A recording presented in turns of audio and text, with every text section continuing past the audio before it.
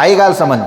अच्छा, सभ खां पहिरीं जेके अमल तोड़िया वेंदा उन में टे गिरोह उलमा इकराम बयान फरमाइनि, उलमाए मुहक़िक़ीन टे टोला बयान फरमाइनि। हिकिड़ा त माण्हू अहिड़ा जंहिंजे अमलनि जो वज़न ई न थींदो, उन जे नाम अमाल जे अंदरि सिर्फ़ु अल्लाह जी महिरबानी सां नेकियूं ई नेकियूं हूंदियूं। खोड़ रसूलुल्लाह सल्लल्लाहु अलैहि वसल्लम जी उम्मत जा अहिड़ा माण्हू हूंदा जंहिंजो अमल उन में गुनाह जो मामिलो ई न आहे। जॾहिं गुनाह जो मामिलो ई न आहे त उनखे तोड़ण जी का बि ज़रूरत न आहे। अल्लाह तबारक व तआला उन्हनि खे ईअं ई जन्नत अता फरमाए छॾींदो।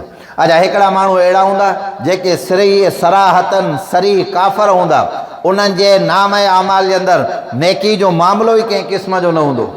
को नेकी का नेकी आहे ई कोन, रुगो गुनाह ई गुनाह आहिनि। ॾिसो न, तौर मां छा थींदो आहे, हिकिड़ो तकाबुल जो मामिलो थींदो आहे त हिन में वज़न घणो आहे या हिन में वज़न घणो आहे। जॾहिं हिकिड़े माण्हू वटि उन जे मदे मक़ाबिल ॿी का शइ तकाबुल वारी आहे ई न, हिकिड़े पुड़ जे अंदरि अमल ई अमल आहिनि, गुनाह आहिनि ई न, त तौर कहिड़े क़िस्म जी थिए। त पोइ हिकिड़ा अहिड़ा माण्हू हूंदा उन्हनि खे ईअं ई अल्लाह तबारक व तआला जन्नत अता फरमाईंदो। हिकिड़ा अहिड़ा काफ़र हूंदा जंहिंजे नाम अमल जे अंदरि गुनाह ई गुनाह हूंदा, गुनाहनि खां उन जो मामिलो भरियलु हूंदो। हाणे इन जे तकाबुल जे अंदरि का नेकी आहे ई कोन। जॾहिं का नेकी आहे कोन, इन जी बि तौर न थींदी। इहो हमरा बि सिधा जेके हूंदा उहे जनम जी बाहि जे अंदरि हलिया वेंदा। अच्छा, हिकिड़े टियों जेको टोलो हूंदो उन मां काफ़ी माण्हू अहिड़ा हूंदा जिन वटि माना नेकियूं बि हूंदियूं, काफ़ी मुस्लमान हूंदा, नेकियूं बि हूंदियूं, गुनाह बि हूंदा, या काफ़ी काफ़र बि अहिड़ा हूंदा, मुनाफ़िक बि अहिड़ा हूंदा जिन त गुनाह हूंदा पर कुझु न कुझु दुनिया जे अंदरि उन्हनि जूं चङाई हूंदियूं। पोइ उन्हनि जे लाइ ईअं न आहे त चङाई जे करे को हाणे उन्हनि खे जन्नत मिलंदी, न, बल्कि उन्हनि खे जेको अज़ाब ख़ुदा ॾींदो, उलमाए मुहद्दिसीन फरमाए उन्हनि जे अज़ाब में तख़फ़ीफ़ कई वेंदी। तख़फ़ीफ़ सम्झो था न, माना कुझु न कुझु हल्का ई, हूअं 5 चमाटूं, हूअं 3 चमाटूं, हूअं 10 चमाटूं, हूअं 5 चमाटूं, कुझु न कुझु हल्का ई थींदी। इहे माण्हू जेके हूंदा उहे बचियल हूंदा। नाम अमाल जे अंदरि जेके नेकियूं तुरंदियूं, सभ खां पहिरियों उहे जेके 3 टोले वारा माण्हू हूंदा, हिकिड़ा माण्हू अहिड़ा हूंदा जंहिंखे साहिब आराफ़ चयो वियो आहे। छा चयो वियो आहे बाबा? साहिब आराफ़। इहे माण्हू उहे हूंदा जेके माना बीठा हूंदा, उन्हनि जूं नेकियूं ऐं गुनाह उन्हनि जा बराबरि सराबरि हूंदा। हीअं हिकिड़े पुड़ जे अंदरि उन्हनि जूं नेकियूं हूंदियूं, हिकिड़े पुड़ जे अंदरि हीअं गुनाह हूंदा, बिल्कुलु ॿई पुड़ माना बराबरि आहिनि। न हुन में वज़न घणो आहे, न हुन में वज़न वॾो आहे। इन खे चवंदा साहिब आराफ़। इन्हनि जी सिफ़ारिश हज़रत मुहम्मद मुस्तफ़ा अहमद मुश्तबा सल्लल्लाहु अलैहि वसल्लम जॾहिं कंदा, अल्लाह सां इन्हनि जे लाइ बि जन्नत जो मामिलो बयानु फरमाईंदो। ॻाल्हि सम्झ में आई आहे न? इहो थियो वज़न जो मामिलो। हाणे जेके नेकियूं आहिनि इंसान जूं, उन में वज़न कीअं पैदा थिए, कहिड़े अमल सां? ॻाल्हि सम्झो, नेकीअ जे अंदरि जेको वज़न पैदा थींदो आहे उहो इख़लास सां वज़न पैदा थींदो आहे, अल्लाह जी रज़ा सां वज़न पैदा थींदो आहे। तूं अमल जहिड़ो बि कर, चाहे हिकिड़े क़तल जी गड़ी जेका आहे उहा अल्लाह जे रस्ते में ॾे। ॾिसो, हिकिड़ो माण्हू हिकिड़े क़तल जी गड़ी ॾिए थो पियो, ॿियो माण्हू 10 लख रुपया ॾिए थो पियो। ॻाल्हि खे चङी तरह सम्झिजो। जंहिं हिकिड़े माण्हू हिकिड़े क़तल जी गड़ी ॾिनी आहे, हुनजो मक़सदु दुनिया खे राज़ी करणु न आहे, बल्कि ख़ालिसतन लिवजहिल्लाह, अल्लाह खे राज़ी करण जे लाइ हिन जेको क़तल जो दाणो ॾिनो आहे, इहो ख़ुदा खे हिननि 10 लखनि खां वधीक महबूब आहे। छो त 10 लखनि वारो जेको माण्हू आहे उहो ख़ासि करे हुनजो मक़सदु छा आहे? दुनिया वारा ॾिसनि। जॾहिं दुनिया वारा ॾिसनि, इन अमल जे अंदरि इख़लास न आहे, इहो अमल इख़लास सां भरियलु न आहे। जंहिं अमल जे अंदरि इख़लास न हूंदो आहे, ख़ुदा वटि उन अमल जी कंहिं बि क़िस्म जी का बि ज़रूरत न हूंदी आहे। अल्लाह वटि अमल उहो क़ाबिल क़बूल हूंदो आहे जेको थोरो हुजे, उन जी मिक़दार भली थोरी हुजे, पर हुन जी तड़प सिर्फ़ु इहा हुजे त मुंहिंजा अल्लाह हीअ अमल मां तोखे राज़ी करण जे लाइ कयो आहे। पोइ जॾहिं नियत इहा हूंदी आहे, अल्लाह हुन जे अमल खे क़ाबिल क़बूल फरमाईंदो आहे। ॻाल्हि सम्झ में आई आहे न?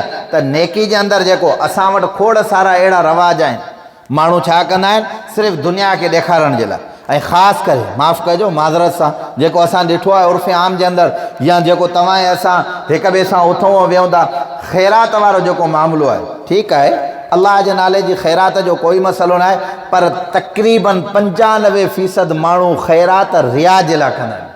माज़रत सां 95% माण्हू छा कंदा आहिनि? ख़ैरात रिया सां कंदा आहिनि। हालांकि अल्लाह जे रस्ते में जेका शइ तोखे ॾियणी आहे उहा इन तरीक़े सां ॾे अल्लाह जे रस्ते में जेका शइ तोखे ॾियणी आहे उहा इन तरीक़े सां ॾे जो हिकिड़े सॼे हथ सां ॾे त खॿे हथ खे बि ख़बर न पवे। हा इहा जुदा ॻाल्हि आहे, किथे किथे ज़ाहिरी बि सदक़े जो हुकुम आहे त तव्हां ज़ाहिर करे ॾियो जिते उहा शइ जी ज़रूरत आहे, पर ज़ाहिरी ॾियण में बि मक़सदु छा हुजे? अल्लाह जी रज़ा। मख़फ़ी ॾियण जे अंदरि बि मक़सदु छा हुजे? अल्लाह जी रज़ा। अमल जे अंदरि जेको ख़ुदा वज़न ॾींदो आहे उहो इख़लास जे करे ॾींदो आहे। ॻाल्हि सम्झ में आई आहे न? इख़लास हूंदो अव्हांजे अमल जे अंदरि वज़न आहे। इन जे करे रसूलुल्लाह सल्लल्लाहु अलैहि वसल्लम फरमायो क़यामत जे ॾियारे सभ खां वधीक अमलनि जे अंदरि जेको वज़न हूंदो उहो मुंहिंजे सहाबे इकराम जी जमात जे अमलनि जे अंदरि वज़न हूंदो। सहाबे इकराम जो अल्लाह ताला मक़ाम मर्तबो सभिनी खां छा फरमायो आहे? बुलंद फरमायो आहे। हज़रत मोहम्मद मुस्तफ़ा अहमद मुश्तबा सल्लल्लाहु अलैहि वसल्लम जो हिकिड़ो साहबी कंहिंखे चइबो आहे? सहाबी उन ज़ात खे चइबो आहे जंहिं ईमान जंहिं पैगम्बर सल्लल्लाहु अलैहि वसल्लम जी ज़ात अक़दस खे जेको आहे सो ॾिठो, ईमान जी हालत जे अंदरि ईमान आंदई ऐं उनजो ख़ात्मो बि ईमान ते थियो आहे। इहो आहे रसूलुल्लाह सल्लल्लाहु अलैहि वसल्लम जो सहाबी। अल्लाह जे रसूल फरमायो क़यामत जे ॾियारे सभ खां वधीक अमल जेके हूंदा उन में वज़न मुंहिंजे सहाबे इकराम जो हूंदो। आई ॻाल्हि समझ में? अल्लाह जे रसूल फरमायो ला तसुब्बु सहाबी ला तसुब्बु सहाबी वल्लज़ी फवल्लज़ी नफ़्सी बियदिही लौ अन्न अहदकुम अनफ़क़ मिस्लु अहदिन ज़हबन मा अदरक मुद्द अहदिहिम वला नसीफ़हु। पैगम्बर सल्लल्लाहु अलैहि वसल्लम फरमायो मुंहिंजे सहाबे इकराम खे घटि वधि न ॻाल्हाईंदा कयो। को बि माण्हू मुंहिंजे सहाबे इकराम जे ख़िलाफ़ु पंहिंजी गंदी ज़ुबान इस्तेमालु न करे। मुंहिंजे सहाबी खे न चओ, छो त फवल्लज़ी नफ़्सी बियदिही मूंखे कसम आहे उन ज़ात जो जंहिंजे कब्ज़े कुदरत जे अंदरि मां मुहम्मद करीम सल्लल्लाहु अलैहि वसल्लम जी जान आहे।